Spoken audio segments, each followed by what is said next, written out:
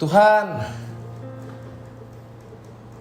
kenapa makin hari hidup makin terasa berat ya? Ternyata tumbuh besar dan dewasa itu nggak semudah yang gue bayangin sebelumnya. Harus nanggung semua pergumulan hidup secara bersamaan. Entah itu pekerjaan, entah itu urusan percintaan yang gak ada habisnya. Bahkan ketika udah jatuh banget, temen juga pergi buat ninggalin kita. Dan yang paling parahnya adalah kita gak bisa sampein ini ke orang terdekat kita, yaitu keluarga kita, orang tua kita. Sampai ya akhirnya semua keluh ini harus disampaikan ke Tuhan. Namun udah sering banget disampaikan ke Tuhan, tapi Tuhan gak pernah punya jawaban. Mati aja kali ya.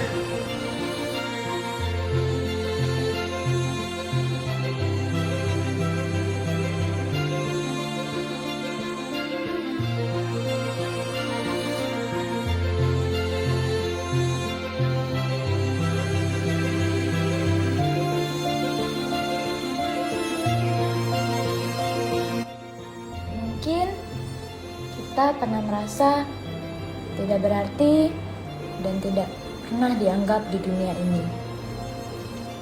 Tetapi satu hal yang kita patut syukuri adalah Tuhan mencintai kita apa adanya dan tanpa memandang rupa kita. Dia menganugerahkan keselamatan secara cuma-cuma kepada umat manusia.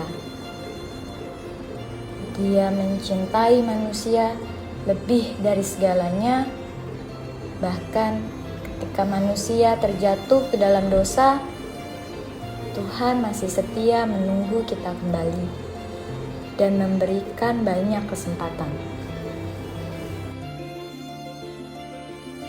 Mengadili, menyatakan terdakwa Ferdi Sambo SH/SIK MH telah terbukti secara sah dan meyakinkan bersalah melakukan tindak pidana turut serta melakukan pembunuhan berencana dan tanpa hak melakukan tindakan yang berakibat sistem elektronik tidak bekerja sebagaimana mestinya yang dilakukan secara bersama-sama. Menjatuhkan pidana kepada terdakwa tersebut oleh karena itu dengan pidana mati.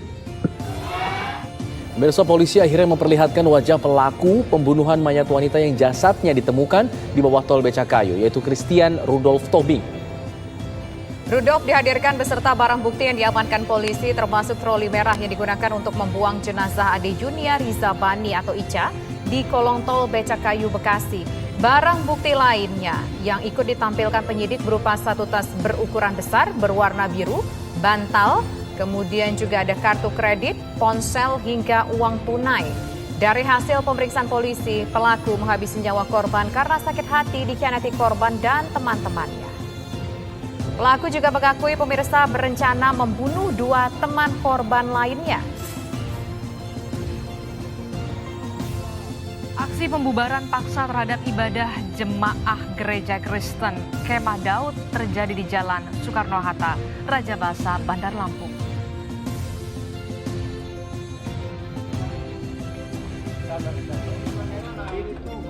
Udah, mau ibadah, Pak. Mau ibadah dulu.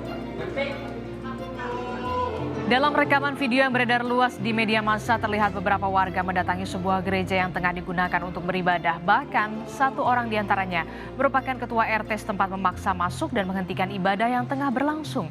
Mereka juga memaksa para jemaat untuk bubar. Aksi pembubaran ini dilakukan dengan alasan gereja yang dipakai belum memiliki izin. Sementara itu pengurus gereja mengaku sudah mengurus izin ke pihak terkait.